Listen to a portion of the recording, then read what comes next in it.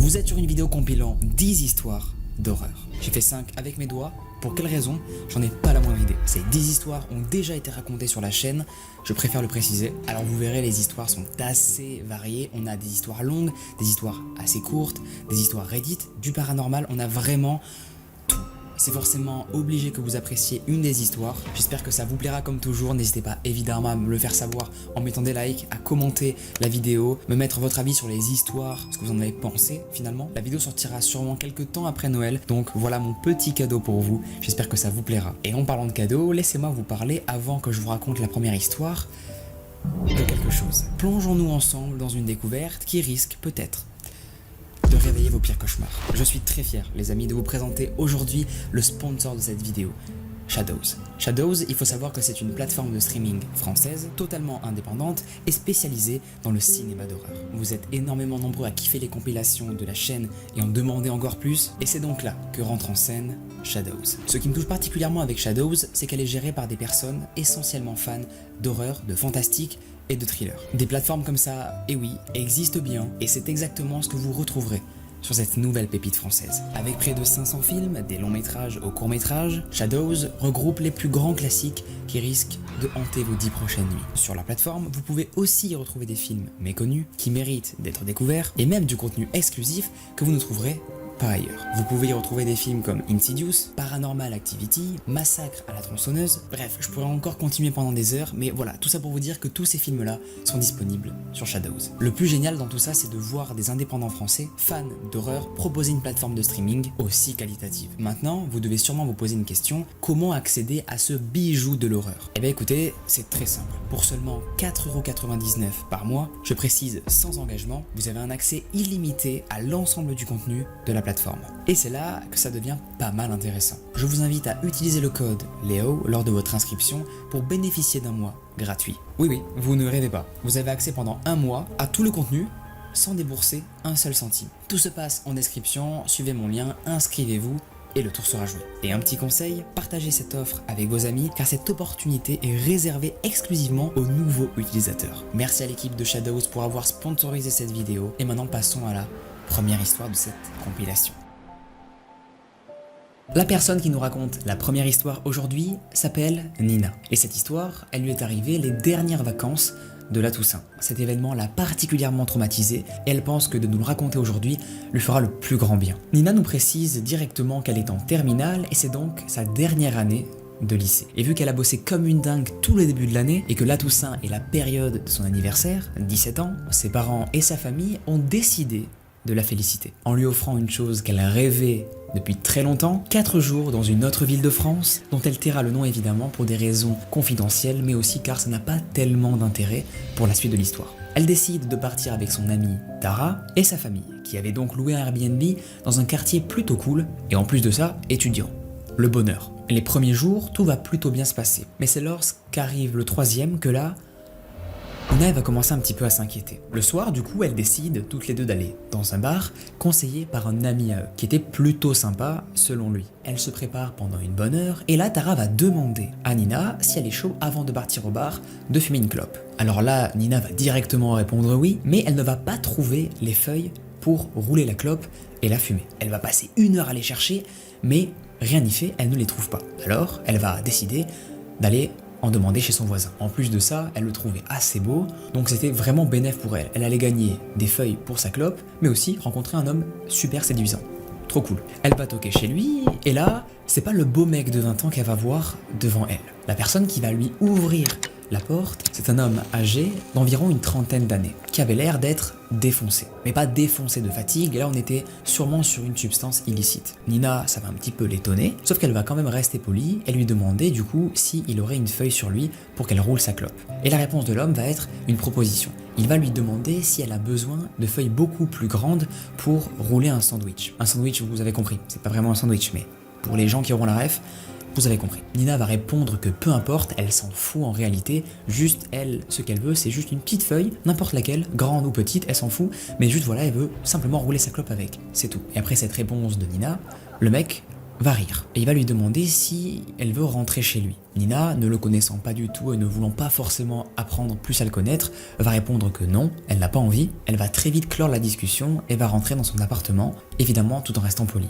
Et là, l'homme va la regarder fixement pendant plusieurs secondes et va rentrer chez lui. Il va rentrer chez lui pour aller lui chercher du coup cette fameuse feuille pour sa clope. Et pendant ce temps-là, Nina, elle, va attendre. Elle va attendre en regardant vite fait l'appart du palier pour s'occuper.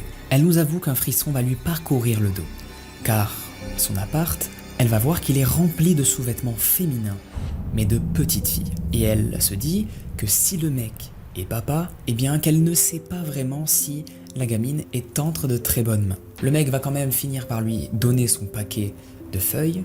Nina va en prendre une, lui rendre et va finir par partir. L'homme ne va pas plus réagir que ça et va lui aussi rentrer chez lui. Elle raconte cette histoire à Tara en rigolant, un peu pour décompresser de l'événement trop gênant qu'elle vient de vivre, et après elles sont donc allées au bar. Les filles vont revenir un peu éméchées vers 1h du mat, et là, arrivées devant la porte, elles vont être tétanisées de peur. Tétanisées pour la simple et bonne raison qu'elles entendent de la musique sortir de leur appartement, alors qu'elles avaient bien vérifié que l'enceinte était éteinte au moment de partir. Vu que Nina n'a quasiment rien bu, elle est donc la plus responsable et va décider de mettre tout doucement la clé dans la porte pour regarder ce qui se passe à l'intérieur. L'avantage, c'est que l'appart est petit et que la porte donne sur l'arrière du canapé qui fait face au petit balcon. Elle entrouvre la porte et là, son cœur va se figer. Le voisin de tout à l'heure est là, torse nu, au milieu de la pièce, en train de danser doucement, les yeux fermés. L'odeur de l'appart apparemment était affreuse, ça puait la drogue, comme va nous le décrire Nina. Le mec avait dû sûrement se défoncer le crâne. Elle va apercevoir un deuxième truc dans cette journée qui va lui glacer le sang, c'est pas fini du tout. Il y a partout dans leur appartement leurs vêtements qui ont été défaits et qui sont défroissés. Elle ne va pas vouloir le contexte de pourquoi ils sont froissés, car elle imagine tous les trucs les plus glauques qu'aurait pu faire ce mec pendant leur absence. Nina va arriver à garder heureusement son sang-froid, le temps de refermer la porte doucement pour ne pas éveiller quelconque soupçon chez l'homme. Elles vont refermer comme si de rien n'était, comme si elles n'avaient jamais vu ce qui venait de se passer, et vont très vite finir par se cacher sous les escaliers qui menaient à leur appartement. Elles vont évidemment après ça appeler la police, et les flics vont arriver 10 minutes après. Ils ouvrent la porte, et là, ils vont voir ce mec. Il est encore là, il n'avait pas bougé. Ils vont le choper, le menotter, et vont lui enlever le sandwich qu'il avait dans la main et qu'il était en train de fumer. Ils vont le ramener au poste, et les filles vont barricader l'appartement par peur que le mec revienne pour on ne sait quelle raison. Les filles ne vont évidemment pas arriver à fermer l'œil de la nuit, elles sont beaucoup trop traumatisées par l'événement qu'elles viennent de vivre, et je peux les comprendre. Et on peut tous les comprendre, sauf que ce n'est pas la dernière chose qu'elles vont apprendre par rapport à ce mec. Les policiers vont les appeler le lendemain matin. Ils vont leur expliquer qu'ils ne peuvent malheureusement rien faire avec ce mec et qu'ils vont être obligés de le relâcher car personne n'a porté plainte contre lui. Et oui, Nina n'a pas porté plainte, elle n'a pas voulu que cette affaire soit trop médiatisée, surtout au vu de ses parents. Elle ne voulait pas du tout les inquiéter, alors elle a dit aux policiers juste de le garder quelques nuits jusqu'à qu'elle parte. Mais finalement elles sont parties le soir direct tellement qu'elles étaient terrifiées de ce qui venait de leur arriver. Oui, le mec a bel et bien été relâché. Elles n'aiment pas du tout parler de cette histoire-là, elles n'en ont d'ailleurs jamais parlé à leurs parents et même à leur entourage, c'est vraiment resté que entre elles, mais elles voulaient quand même aujourd'hui, même si elles sont pas trop open pour en parler publiquement, le raconter sur Reddit dans le but de faire un petit peu de prévention pour les jeunes et pour aussi faire passer le message qu'il faut toujours garder son sang-froid dans ce genre de situation un petit peu stressante, essayer de prendre sur soi, mais aussi de ne pas parler aux inconnus. À part s'ils sont évidemment humainement super cool quoi. Quoique, on sait jamais en vrai, il y a potentiellement des psychopathes qui se cachent parmi les gens cool. J'arrête, c'est un peu chiant, c'est un peu long en plus, le plan était assez... J'adore ce plan d'ailleurs, assez large. Pas d'argument, mais je le trouve cool. Nina va finir par nous préciser une dernière chose, et après ce sera du coup la fin de la première histoire. Elle précise qu'elle a réalisé un commentaire sur Airbnb avec le compte de ses parents, le déconseillant. Elle va prétexter à ses parents qu'il y avait beaucoup trop de bruit et qu'il fallait vraiment qu'elle le signale quoi. C'était évidemment faux, elle voulait juste pas du tout que ses parents sachent la vérité. Donc certains qui vont dans des Airbnb des fois, faites vraiment attention à vous. Et maintenant passons à la deuxième histoire. C'est parti. Je tiens à m'excuser d'avance si je prononce mal la plupart des noms dans cette vidéo, et au pire des cas, n'hésitez pas à me rectifier dans les commentaires. Arnie Cheyenne Johnson est un personnage qui va être assez important dans l'histoire. Au moment des faits, il a 18 ans et pensait épouser à cette époque-là de sa vie sa petite amie qui porte le nom de Debbie Glatzel. Le jeune couple avait certes, oui, l'envie d'unir leurs liens, mais aussi l'envie d'emménager ensemble.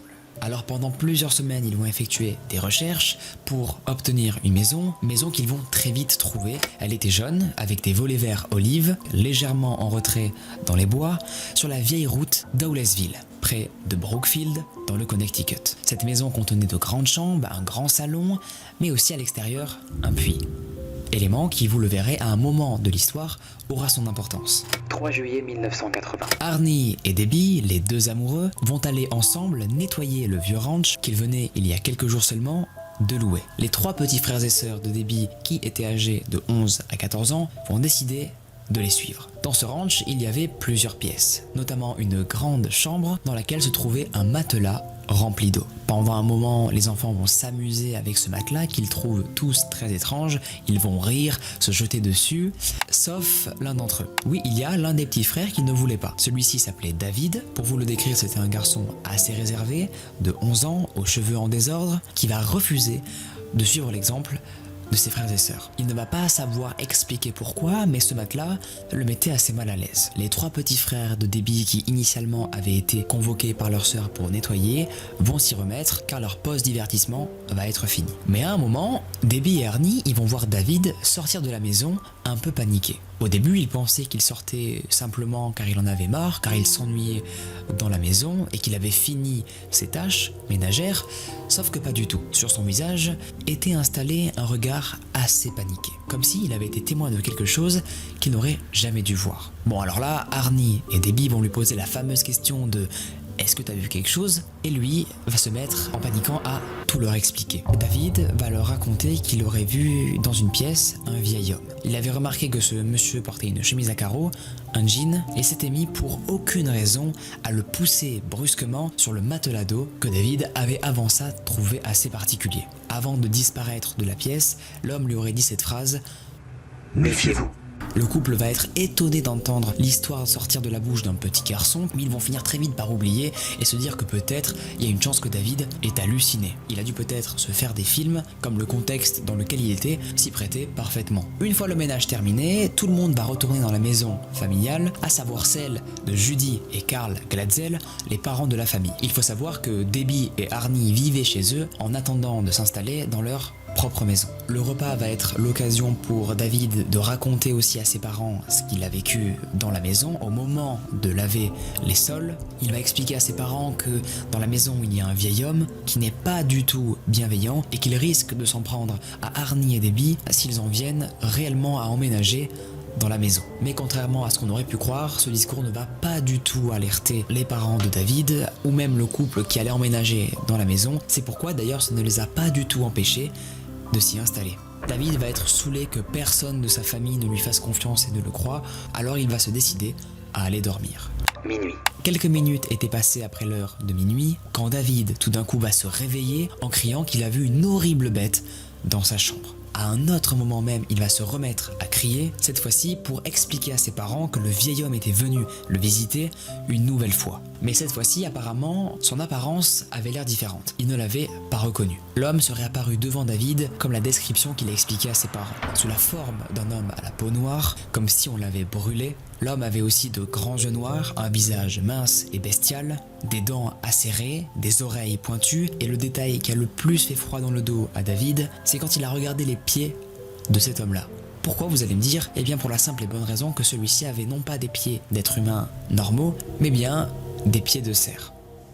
Pour Judy, son fils ne mentait absolument pas sur ce qu'il venait de voir et sur ce qu'il lui racontait. Celle-ci va le croire instantanément. Pour la raison aussi que cette même nuit-là, elle avait entendu à son tour des bruits très étranges dans la maison, mais qu'ils vont finir par attribuer à des animaux qui rôdaient dans le grenier. Au cours des jours suivants, la situation va de plus en plus dégénérer. Ce qui va prouver ça, c'est que Judy, dans plusieurs interviews, elle va décrire ce passage-là de sa vie comme un enfer. Et vous allez comprendre pourquoi ce mot-là est utilisable pour la situation que je vais vous raconter. La nuit, il passait son temps à se tordre sur lui-même, dans son lit, il disait des obscénités, il pleurait continuellement, criait et se débattait pratiquement tout le temps. Comme vont l'observer plusieurs membres de la famille, des mains invisibles le tiraient, l'étranglaient, et ces moments-là étaient horribles car la famille ne pouvait rien faire et ne voyait juste que la scène, leur fils hurlait de douleur sous des coups de couteau que seul David pouvait voir. David va lancer plusieurs appels de détresse à sa famille, prétendant plusieurs fois que l'esprit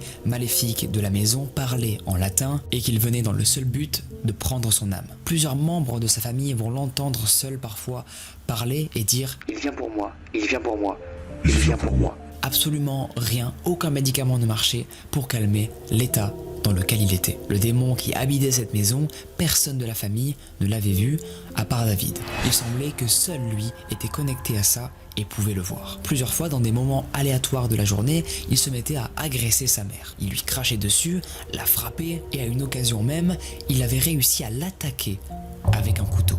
La famille avait une réelle peur de se faire tuer par David pendant la nuit, alors la décision qu'ils ont décidé de prendre pour résoudre cette peur, c'est de dormir la journée, pour être en totale sécurité, car dans la plupart du temps, c'était à ce moment-là où le démon ne prenait pas possession de David. Alors que son corps va être victime de plusieurs spasmes, qui duraient parfois même plus de 30 minutes, Judy va être désespérée de voir son fils comme ça, alors elle va décider de contacter l'église. Un prêtre de l'église de Saint-Joseph va répondre à l'appel. Il va donner à Judy des chandelles, de l'eau bénite, des bougies, mais rien de tout ça ne va être efficace au degré d'agressivité de David. Alors que tous les membres de la famille vont penser que David est possédé par une entité maléfique et qu'il faut à tout prix l'aider, le père et le grand frère de la famille ne vont pas du tout penser cela. Ils vont dire que leur famille était devenue complètement folle et que David, il n'avait pas du tout besoin d'un exorcisme, mais bien de soins psychiatres d'urgence. Mais ça n'a pas empêché Judy à aller au bout de sa démarche et le prêtre est finalement venu quelques jours plus tard pour bénir la maison. Mais cette intervention malheureusement n'obtiendra aucun résultat convaincant. Absolument rien ne va se passer, David va continuer à être de plus en plus dans un état critique. Judy va se battre pour essayer de négocier avec le prêtre pour qu'il lui fasse un exorcisme, sauf que celui-ci va estimer la créature démoniaque, oui, mais va refuser. En raison de son mauvais état de santé, il va préférer ne pas le faire, mais va plutôt rediriger la famille vers l'équipe qui enquête sur des phénomènes très étranges que vous connaissez évidemment tous sûrement, les Warren, les célèbres enquêteurs du paranormal. L'information va très vite arriver aux oreilles de Ed et Lorraine Warren et très vite également, ils vont accepter d'aider David. À leur arrivée, la première personne qui va se présenter à eux, c'est le père, Carl, qui n'y croyait pas du tout à ces histoires-là et qui va d'ailleurs empêcher les Warren de rentrer dans sa propriété. Il va leur dire qu'ils perdent littéralement leur temps à venir ici car sa famille est devenue totalement folle et qu'il ne faut pas les écouter. Ed et Lorraine, très habitués à des personnes comme lui sceptiques, ne vont pas l'écouter et vont plutôt se tourner vers Judy, la maman, qui va elle d'ailleurs très bien les accueillir. Témoignage de Lorraine Warren. Il y avait une tension énorme dans cette maison qu'on aurait pu trancher au couteau. Alors que Ed interrogeait le garçon, j'ai vu une forme brumeuse noire près de lui, qui m'a indiqué que nous avions affaire à quelque chose de maléfique. Il se plaignait de mains invisibles qui l'étouffaient, et il avait des marques rouges sur lui. Il a aussi indiqué qu'il avait le sentiment d'être frappé. Elle va penser directement qu'il n'est pas possédé par un démon, mais bien plusieurs. Elle pouvait ressentir leur présence, et le fait que David l'aurait entendu si aisément dès le début des manifestations, c'est qu'il s'agissait, d'après Lorraine, d'une entité d'une très rare puissance. Au cours des semaines suivantes, ça va être la dégringolade d'événements flippants. David va se mettre à grogner, à siffler, à parler avec des voix graves et très étranges, et à même citer des passages de la Bible ou du poème Le Paradis perdu. Plusieurs fois, il va dire à tout le monde qu'il voyait des esprits, mais la plupart du temps, c'était des démons. Et le pire dans tout ça, c'est que les membres de la famille, vous le comprendrez très vite après, ils vont pas être épargnés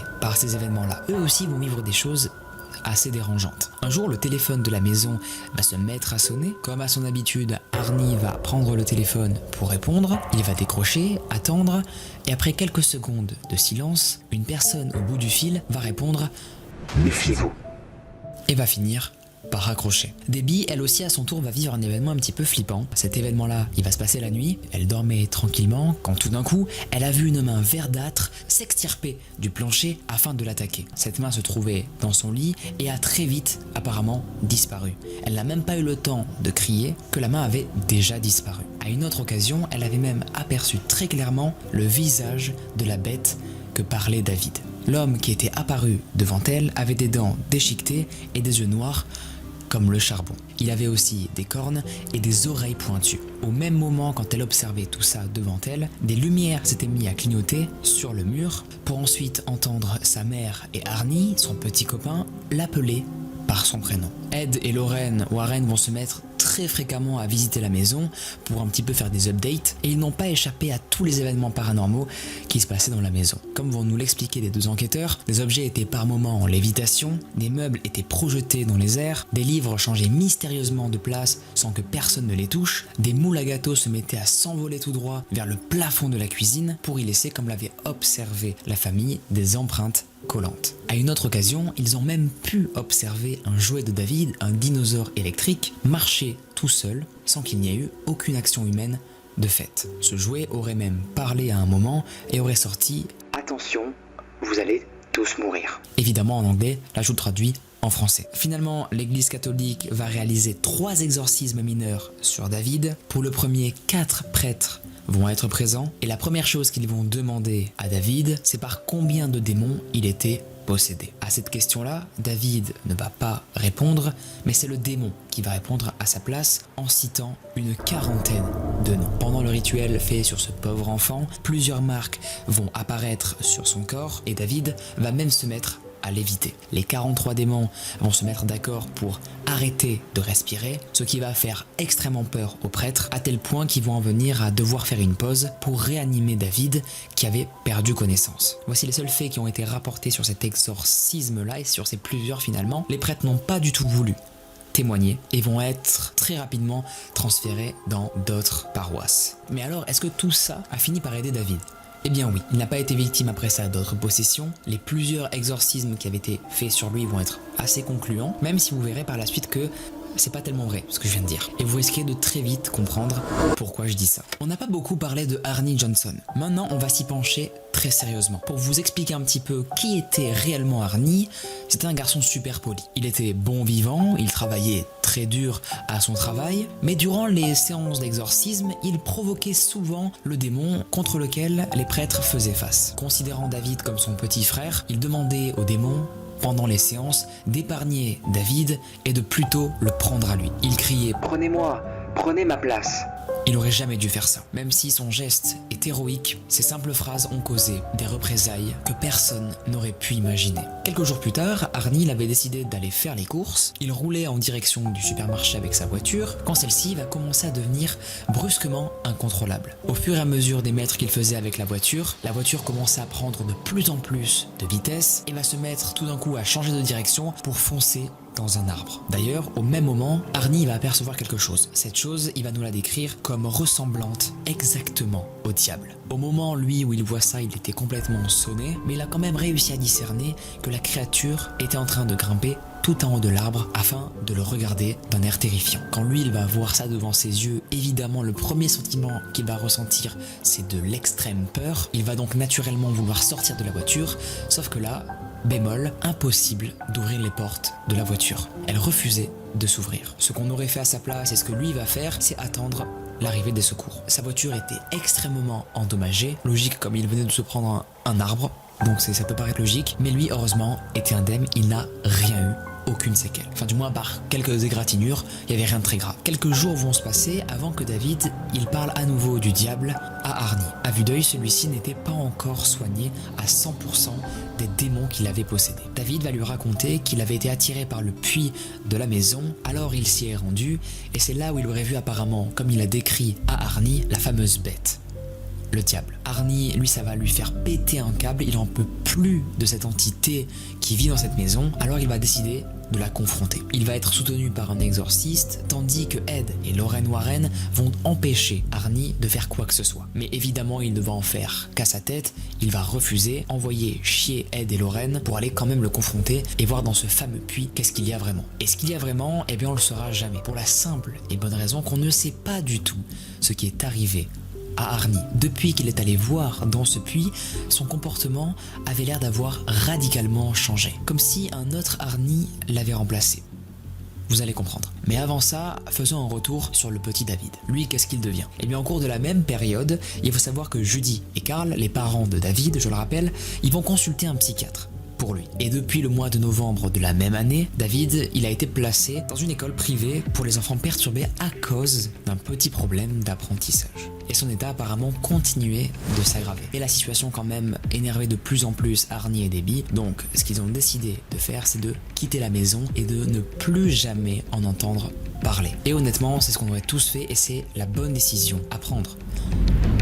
Malheureusement non. Ça n'a fait qu'empirer les choses de faire ça. Debbie, il faut savoir qu'elle avait trouvé un travail dans une animalerie. Elle s'occupait des chiens, elle faisait toiletteuse au Brookfield Pet Motel. Et son employeur, c'était Alan Bono. Celui-ci avait mis un petit appartement à sa disposition pour elle et son copain, ce qui était vachement appréciable pour eux, qui n'avaient plus du tout de maison. Bref, ce Alan, c'est un bon de fou et vous le comprendrez beaucoup plus après. Mais en revanche, Arnie, avec Debbie, va être de plus en plus désagréable, voire violent. Et ça va beaucoup faire paniquer Debbie. Il se comportait tellement bizarrement qu'elle se demandait même si lui aussi à son tour n'était pas possédé par quelque chose. Elle explique que parfois il tombait dans des sortes de transes un petit peu étranges, il se mettait aussi à grogner et à affirmer voir une bête plusieurs fois. Le pire, c'est qu'à la fin de ces crises-là, quand Debbie lui demandait qu'est-ce qu'il venait de faire, lui ne répondait que « Je sais pas, je me souviens plus de ce qui vient de se passer. » Et c'est l'élément qui terrifiait le plus Debbie, lui faisant penser de plus en plus que peut-être l'entité qui était partie du corps de son petit frère était peut-être maintenant dans le corps de Arnie. 16 février 1981.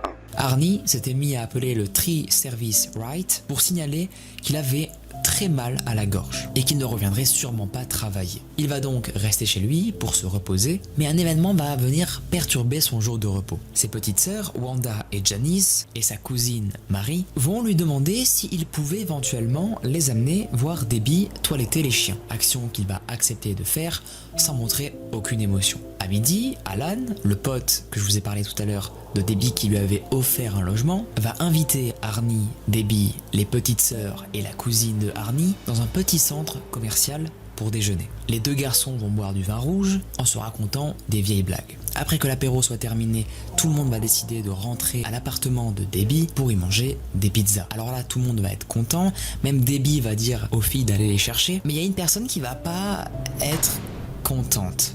Cette personne-là, c'est Arnie. Il va tirer la gueule, il ne va pratiquement rien dire et même dans la voiture, il va monter le son à fond comme si les discussions qu'ils avaient entre eux pendant le trajet étaient chiantes et qu'il ne voulait pas les entendre. Il avait vraiment un comportement assez dérangeant qui ne ressemblait pas du tout à l'ancien Arnie que tout le monde avait connu. Puis, sans aucune raison, après que tout le monde soit sorti de la voiture, il va regarder pendant plusieurs minutes devant lui et subitement, il va prendre la décision de se diriger en marchant vers les bois. Alan va pas comprendre le comportement de son pote. Lui qui le connaissait pourtant assez bien, il va trouver lui aussi qu'il avait pas mal changé, comme l'avait décrit Debbie. Alors il va taper la paume de sa main, assez agacé, et va essayer de rattraper et de raisonner Arnie. Sauf que là, au niveau de sa poitrine, il va ressentir une atroce douleur. Mais brusquement, il va s'effondrer par terre. Évidemment, il avait une raison à cela. Alan venait de recevoir 4 coups de couteau à la poitrine et un dans le ventre. La plaie partait de son estomac et elle se finissait jusqu'à la base de son cœur.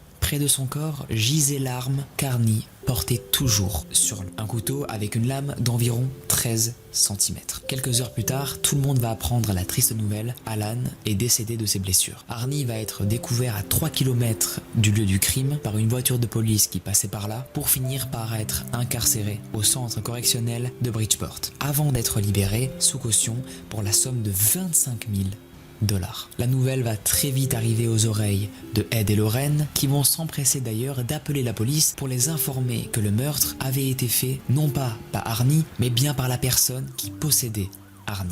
au moment du meurtre. La réponse des policiers, ça a été évidemment un rire. Ils n'ont absolument pas cru les Warren. D'ailleurs, personne ne va croire ces deux charlatans, car oui, beaucoup de personnes ont remis en cause les Warren. Pour énormément de personnes, les Warren sont des menteurs, des manipulateurs. Ils prendraient énormément d'argent sur le dos des personnes qui seraient potentiellement possédées. Donc voilà, leur parole ne va pas du tout se faire entendre. Mais comme ils étaient eux convaincus de ce qu'ils venaient de voir et de ce qu'ils avaient été témoins pendant plusieurs semaines à suivre la famille, dans plusieurs interviews, ils vont raconter l'histoire de la famille, qui va d'ailleurs devenir très vite célèbre. Plusieurs livres, films vont être faits. D'ailleurs, d'après David, la plupart étaient vraiment pas fous. En fait, il les trouvait vraiment horribles, car dans pratiquement tous, il mettait en avant le fait qu'il avait été violent avec sa mère, ce qui est vrai. Mais comme il est persuadé qu'il était possédé par quelque chose, il trouvait ça horrible que des gens en fait profitent de son histoire de possession pour le faire passer comme quelqu'un de violent avec ses parents. Bref, lui, il a vraiment très mal vécu la médiatisation de son histoire. Pour vous évaluer l'échelle de popularité qu'avait pris Arnie, c'était aller jusqu'à ce que l'avocat reçoive des appels d'inconnus qui n'avaient qu'un seul but, faire passer des messages à Arnie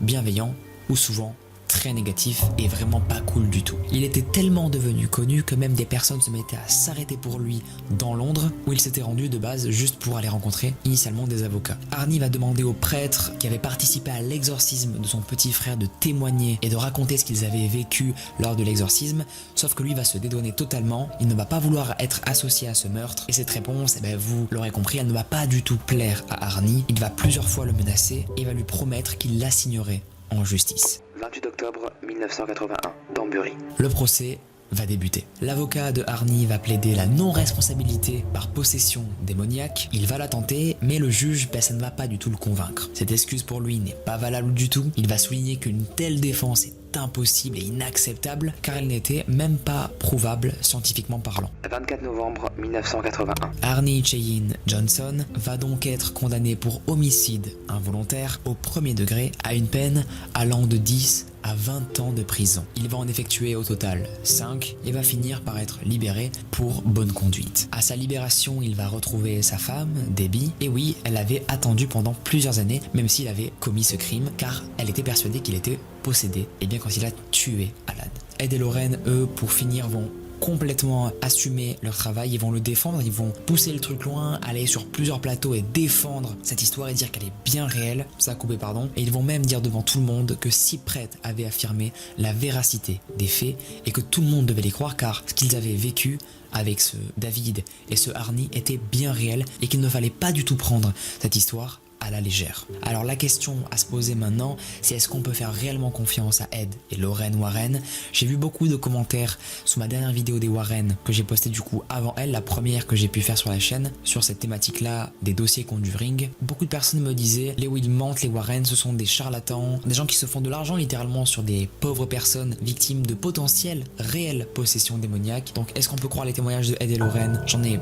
pas la moindre idée. N'hésitez pas à me dire vos retours en commentaire. Est-ce que vous pensez que le crime a réellement été commis par quelqu'un de possédé ou quelqu'un qui a juste dérivé mentalement et qui voulait peut-être se faire connaître par le monde entier?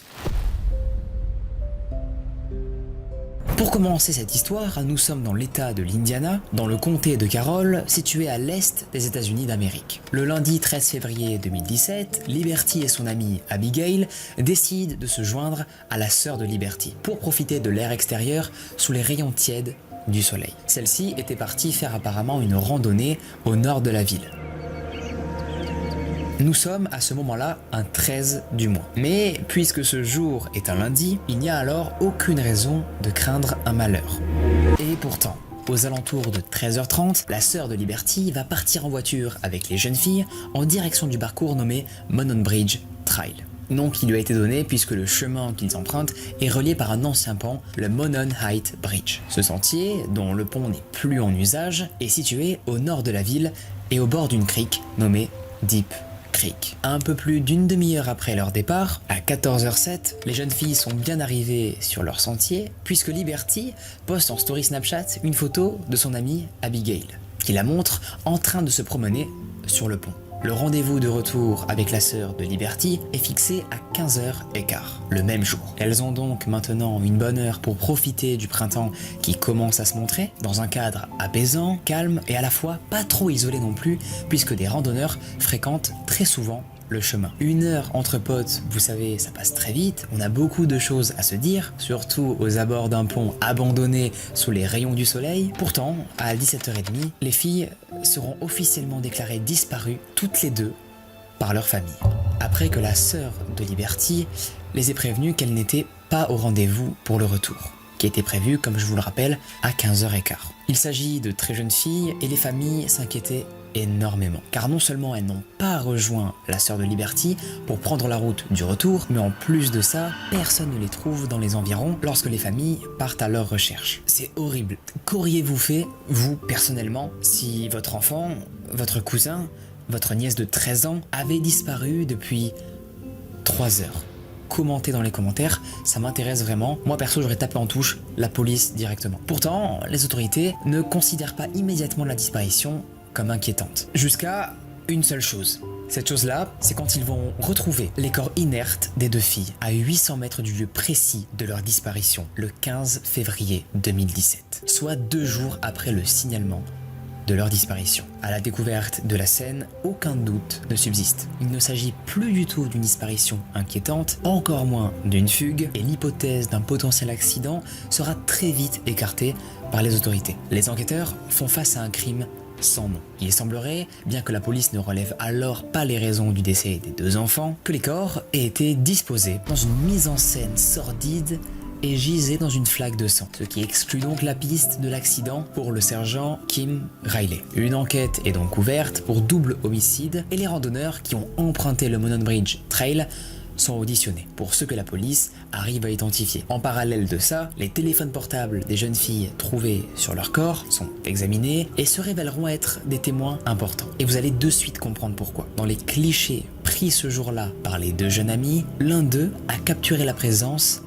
d'un homme. Cet individu, qui est présent sur cette photo de très mauvaise qualité, comme on peut le constater, a une démarche renfrognée. Il a les mains dans ses poches et le visage baissé. Il porte une casquette marron, est vêtu d'un jean et d'une veste bleue. Grâce au positionnement de ses jambes, on arrive à remarquer qu'il est en train de marcher en direction des filles. Pendant que l'homme se dirige vers eux, les filles ne remarquent absolument rien, comme on peut le constater sur les photos. On peut voir à leur visage qu'elles sont heureuses à l'idée de prendre une photo, sans se douter une seule seconde que ce seraient les derniers signes de vie qu'elles donneraient, et qu'elles étaient probablement en présence de l'individu qui allait ne pas tarder à les agresser. Dans leur audition, les autorités peuvent aussi recueillir les témoignages des randonneurs ou de coureurs ayant emprunté le même chemin que les filles, le Monon Bridge Trail, et certains affirment avoir observé la présence d'un homme au comportement suspect, confirmant qu'il s'agit bien là de l'homme sur la photo prise par les jeunes filles.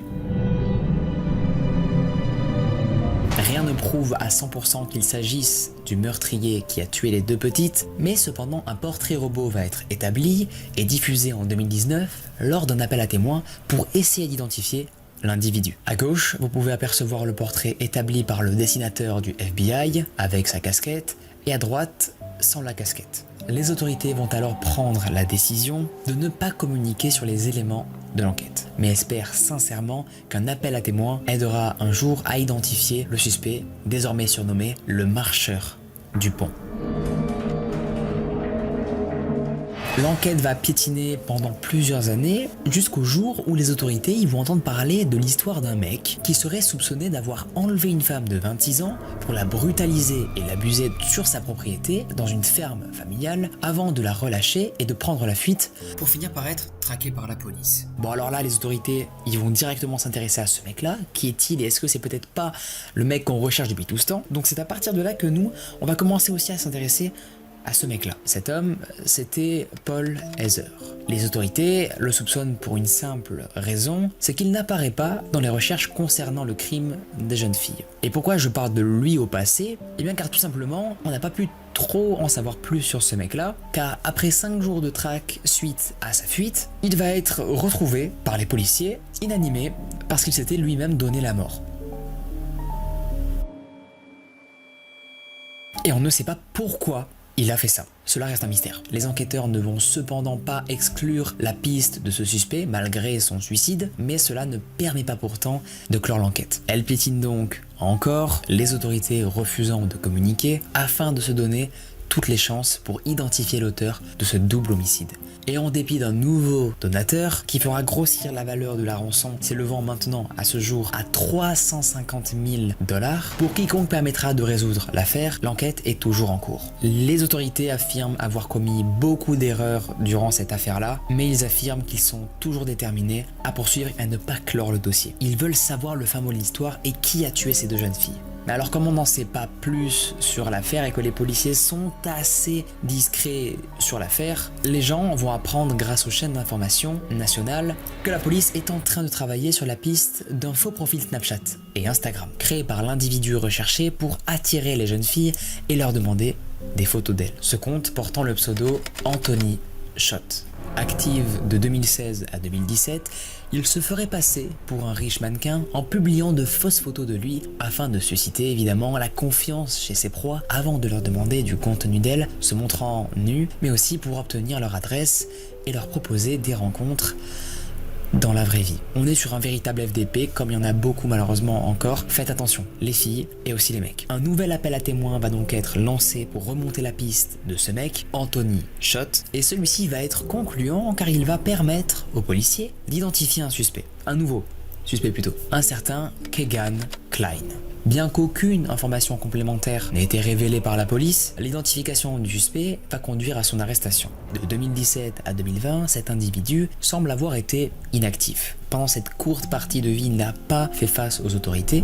Cependant, il n'est pas inconnu, parce que son casier judiciaire mentionne alors de nombreux chefs d'inculpation. 7 chefs pour exploitation d'enfants, 17 chefs de pornographie mettant en scène des enfants, 3 chefs d'entrave à la justice et 2 de tromperie d'identité synthétique. Pourtant, en ce jour de novembre 2023, aucun suspect n'a été condamné pour le double homicide. Lorsqu'un podcast intitulé The Murder Sheet diffuse des informations de l'enquête judiciaire et affirme l'identification d'un nouveau suspect qui aurait été reconnu comme étant le marcheur du pont, par au moins 15 personnes. Il s'agirait d'un certain Ronald Logan et ne serait autre que le propriétaire de la parcelle sur laquelle ont été retrouvés sans vie les 2 enfants. Ce Ronald Logan aurait déjà été entendu par la police dans les jours qui ont suivi la découverte des corps, mais il aurait alors totalement menti. Dès le début, il a affirmé être ultra étonné, surpris, choqué du double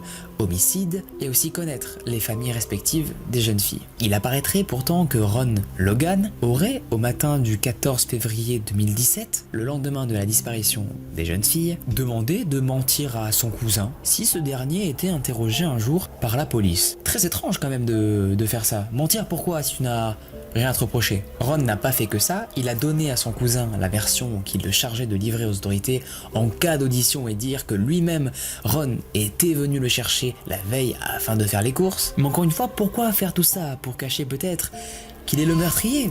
Honnêtement, la police commence de plus en plus à y croire et sont même persuadés que c'est cet homme-là qui a tué ces 2 jeunes filles. Les policiers vont écouter pendant des heures les fichiers audio contenus dans le téléphone des filles qui ont été retrouvés du coup sur la scène de crime. Ils vont comparer ça à la voix de Ronald Logan et vont très clairement, après des milliers d'écoutes, se rendre compte que les voix sont pratiquement les mêmes. Incohérence totale dans ses propos, on a retrouvé son tel sur un lieu alors qu'il avait dit qu'il était en train de faire des courses. Vous comprendrez bien que c'est quand même assez suspect. À ce jour, bien que l'enquête ne soit pas classée, les autorités n'ont pas voulu divulguer aux informations les causes de la mort des 2 adolescentes.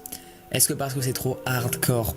Peut-être. Comme la mise en scène était apparemment morbide, donc on peut imaginer tout et n'importe quoi, c'est assez affreux. L'imagination est voire peut-être pire que la réalité. Votre obturateur de téléphone se montre ainsi capable d'immortaliser des souvenirs entre amis, et vos rires et vos balades, mais pour Abigail et Liberty, ils auraient immortalisé le portrait et la voix de leur assassin. Mais pour autant, et aussi surprenant soit-il, cela n'aura pas permis sa condamnation, faisant de l'œil humain un organe irremplaçable malgré la technologie. Cette histoire-là, elle est arrivée à Damien quand il avait 23 ans. Et dites-vous que encore à l'heure actuelle, il a des séquelles physiques et morales de l'expérience que je m'apprête à vous raconter. Damien louait un appartement dans un quartier assez calme. Il était situé au 2e étage et avait un petit balcon bien exposé au soleil. Il adorait vraiment cet appartement. Il avait rompu avec sa copine de l'époque et ses journées étaient rythmées par le boulot, la salle de sport et dormir. Seulement, depuis quelques jours, il avait la sensation d'être observé par quelque chose. Il ne saurait pas quoi décrire, mais il avait l'impression que quelque chose souvent le regardait. Vous connaissez toute cette sensation-là, celle d'avoir un regard posé constamment sur soi-même et qui vous fait naître dans le dos des frissons glaciales. On le connaît tous, et dans tous les threads d'horreur pratiquement, il y est. Au début, il ne va pas plus y prêter attention que ça, mais plus le temps passait et plus les choses devenaient assez étranges. Des appels inconnus retentissaient au beau milieu de la nuit et même une boîte de chocolat avait été disposée dans sa boîte aux lettres pour il ne sait quelle raison. Un soir, comme les autres, après une bonne douche chaude et un bon repas, ce fut rapidement le moment d'aller dormir pour Damien. D'habitude, il s'endort assez rapidement, mais cette nuit-là, impossible pour lui de trouver le sommeil. Il y avait une odeur dans sa chambre, un parfum qui lui semblait familier. Et pour il ne sait quelle raison, cela l'a totalement effrayé. C'était impossible pour lui de dormir, alors il s'est décidé de regarder des vidéos sur YouTube sur son téléphone. Et au bout de quelques minutes, son téléphone sonne. C'était un appel inconnu. Il décroche, assez énervé, et explique très clairement à la personne que si elle le rappelle encore une fois, qu'il serait prêt à lui défoncer la tronche. Je vous assure, dans son texte, il a expliqué aussi violemment que ça apparemment. Mais à cette menace-là, il n'a eu aucune réponse. À part si... un rire. Ce rire lui a glacé le sang instantanément. Non pas par son intonation, mais par sa provenance. Ce rire-là, il venait de son appartement. Il en était certain. Il ne sait pas encore aujourd'hui pourquoi à ce moment-là il n'a pas décidé directement à appeler la police, sûrement peut-être par fierté, et même parce qu'il pensait être capable de gérer ça, alors que pas du tout. Il a été vraiment tétanisé de découvrir que le rire provenait de sa propre maison. Terrifié, il se lève quand même, il se dirige vers le salon, mais rien. Pareil pour les autres pièces, il ne va rien voir du tout. Peut-être qu'il avait dû halluciner, mais il y a un endroit qu'il n'a pas fouillé. Et cet endroit, c'est le balcon. Il est au 2e étage, et pour lui c'était impossible que quelqu'un aurait pu s'introduire à ce niveau-là. Mais bon, il préfère être sûr et va quand même aller vérifier. Il ouvre donc les rideaux du salon, et là, son corps va se figer. Il sent chaque muscle de son corps se tendre au maximum. Elle était là, derrière la vitre, avec un sourire exorbitant sur le visage. C'était son ex, Léa. À cet instant, il ne va être pas en usage de réfléchir. Tout va se mélanger dans sa tête, il ne va pas comprendre ce qui se passe et qu'est-ce que fout son ex, Léa, sur son balcon. Son instinct va lui hurler de courir, mais impossible pour lui. Il va être tétanisé et planté au sol. Léa va s'avancer, toquer à la vitre en lui demandant de la laisser entrer, que ce n'était pas bien de laisser une jeune fille dehors. Le son de sa voix reste encore aujourd'hui gravé dans sa mémoire. Mais c'est le bruit de ses ongles contre le verre de la vitre qui va encore plus lui glacer le sang. À l'heure d'aujourd'hui, il ne supporte plus du tout ce bruit. Il suffit qu'une personne juste cogne ses ongles contre une vitre que ça lui déclenche vraiment des trucs horribles dans son corps.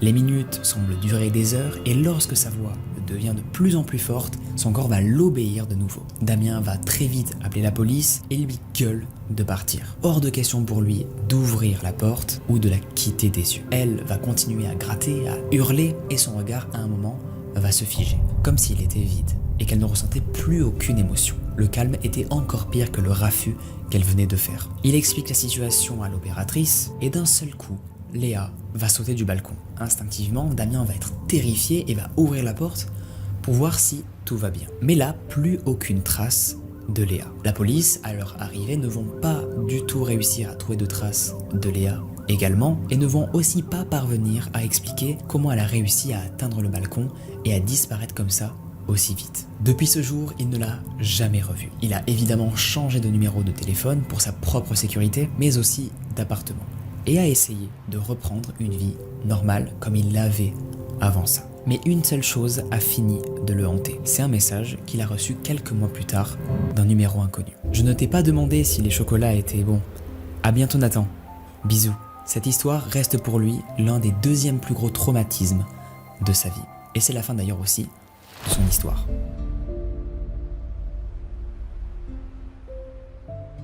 J'aimerais commencer cette histoire en vous expliquant qui sont les personnes de la famille dont on va parler aujourd'hui. La famille Donovan est composée de Ted Donovan, Hélène et leurs 2 enfants, Patty, âgée de 19 ans au moment des faits, et Brian, 15 ans. Les parents, fort religieux, maintenaient avec leurs enfants un cadre assez strict. Patty, n'ayant pas beaucoup d'amis avec qui jouer, va être attirée par un objet. Cet objet, je l'ai déjà utilisé sur ma chaîne YouTube. Pour les gens qui suivent, vous aurez la ref, le Ouija. Dites-vous que sa solitude était tellement forte qu'elle était persuadée qu'elle allait pouvoir rencontrer un ami grâce à ce moyen-là de communication. Un soir, alors que toute sa famille était en train de dormir, elle va vouloir décider de tester la planche. Elle va poser des questions qui sont les suivantes. Est-ce qu'il y a quelqu'un de présent ici? Je me prénomme Patty Ann Donovan. Y a-t-il un esprit qui m'entend?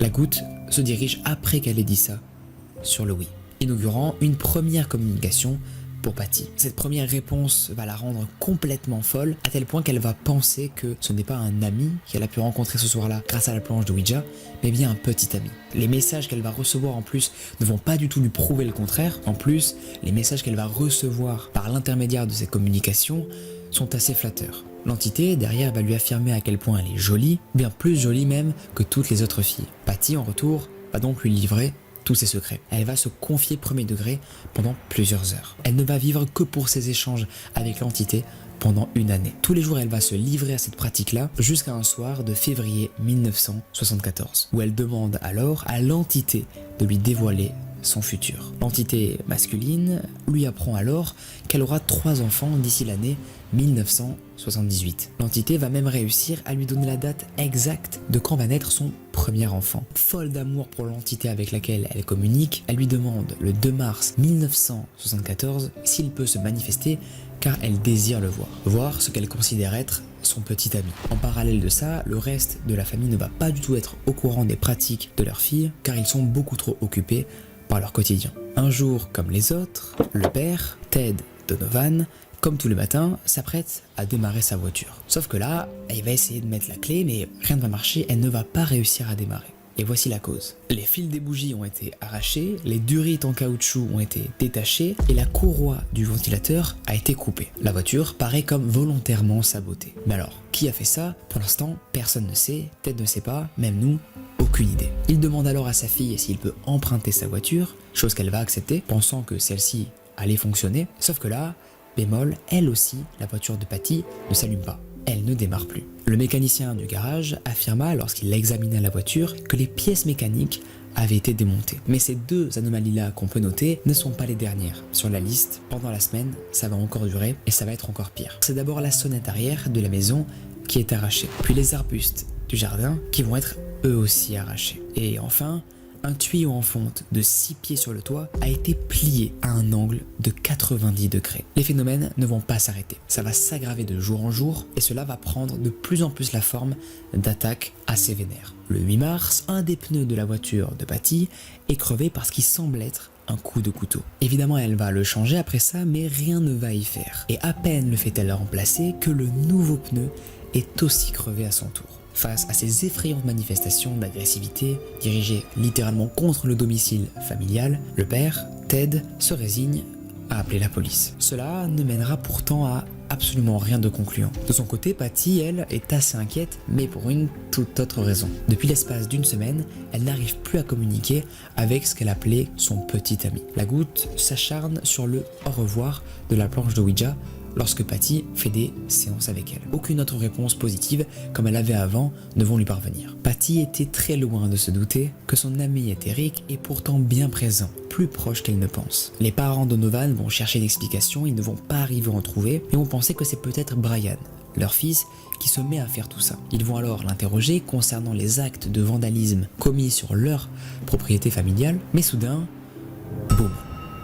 Une énorme détonation va retentir et semble provenir de l'intérieur de la maison. Ils vont inspecter toutes les pièces et c'est dans le couloir qui mène à la chambre de Brian qu'ils découvrent quelque chose d'inexplicable. Il y a un trou de 45 cm d'envergure dans le plancher, alors qu'au moment de l'incident, il n'y avait absolument aucune personne dans la maison. Et ce n'est, pour la famille Donovan, malheureusement, pas la fin encore de leurs effrayantes manifestations. Lorsqu'ils dorment pendant la nuit, ils entendent maintenant des grattements dans les murs auxquels Ted, le père de famille, ne trouvaient aucune explication rationnelle. Chaque nuit, les grattements se font entendre. Quant aux pneus de la voiture de Patty, 3 vont alors être retrouvés crevés par des lacérations que personne ne peut expliquer. La famille en ont marre de régulièrement changer leurs pneus alors qu'ils ne font rien, alors ils vont décider de les changer à nouveau, mais cette fois-ci de garer la voiture dans leur garage et de fermer celui-ci à clé pour éviter toute attaque qui proviendrait de l'extérieur sur leur voiture. Mais le lendemain à peine, devinez quoi, leurs pneus, ils vont les retrouver encore crevés. La situation va devenir un petit peu plus grave que d'habitude, car là ce ne sont plus des petits grattements qu'ils vont pouvoir assimiler à des rats ou des souris, mais bel et bien des bruits très forts, comme si une personne humaine se cognait la tête contre le mur ou qu'il arrachait carrément les planches du sol. Ted Donovan ne va pas croire à l'inexplicable. Pour lui c'est impossible, c'est forcément l'un de ses enfants qui cause tout ça. Pourtant, il va bien devoir être obligé de se rendre à l'évidence un jour. Ou même devrais-je dire un week-end. Du 20 au 21 mars, Ted était seul à la maison et va retrouver les valves des radiateurs détachées. Et après les avoir remises à leur place, il va les retrouver à nouveau dévissées un instant après. Il ne peut alors pas accuser ses enfants, ils ne sont pas là. Donc qui a fait ça? Eh bien personne ne le sait, même lui ne le sait pas. Il trouve ça complètement surréaliste. Effrayé et épuisé, il décide de couper tout simplement la chaudière au sous-sol en attendant d'appeler le chauffagiste. Les bruits vont se faire de plus en plus fréquemment, mais Ted ne va pas arriver à trouver d'explication en dépit des longues heures qu'il a passées à essayer d'examiner toute la maison et à réfléchir aux potentielles causes rationnelles de tous ces phénomènes. Pourtant, il va lui-même expliquer aux policiers qu'il travaille dans la conception de machines depuis plus de 20 ans et possède une grosse formation qui devrait lui permettre de comprendre ce qui peut causer de tels désagréments dans une maison. Sauf que là, il va vraiment être full angoissé car il ne trouve aucune réponse à ses questions. Lorsque vient le jour de l'intervention du chauffagiste, celui-ci va être à son tour témoin des bruits dans la maison. Il examine par lui-même la mécanique de la chaudière pour conclure qu'elle n'a pas du tout de dysfonctionnement et que les bruits ne proviennent pas du tout d'elle. Mais alors ils proviennent de quoi? Eh bien vous avez la suite. On ne sait pas du tout. Les valves des radiateurs vont aussi être changées par le chauffagiste que Ted avait retrouvé démises. Et là ça va aussi le faire au chauffagiste, elles ne veulent pas tenir en place, ce qui va attester qu'elles ont bien un problème technique. La voiture de Patty, quant à elle, ne cesse d'avoir les pneus crevés un à un. Le 31 mars, ce ne sont pas moins de 6 pneus qui auront été tour à tour percés sur la voiture de Patty.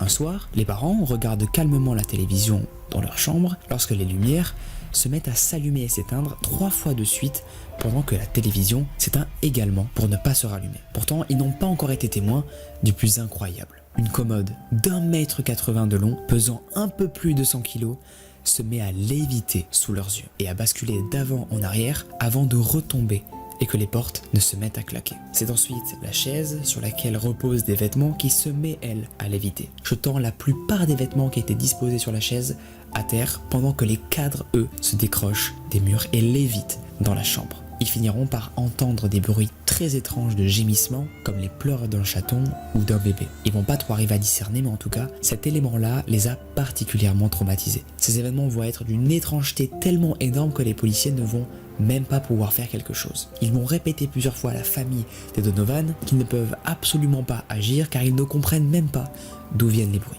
Même s'ils restent assez rationnels, ils vont quand même conseiller Ted Donovan à faire appel à un prêtre. Le soir même, certains objets vont léviter seuls, tomber sans aucune action humaine par terre, et même parfois, certains vont être projetés sur les membres de la famille. Ted n'en peut plus, il est effrayé, il est à bout de solutions, à bout de force. Alors il va décider d'appeler enfin le prêtre. Le prêtre va arriver sur les lieux, il va faire un constat, et le constat il va être très simple, il va penser que les membres de la famille sont juste des malades mentaux et qu'ils inventent tout ce qu'ils vivent car au moment où il est venu, il ne s'est absolument rien passé du tout.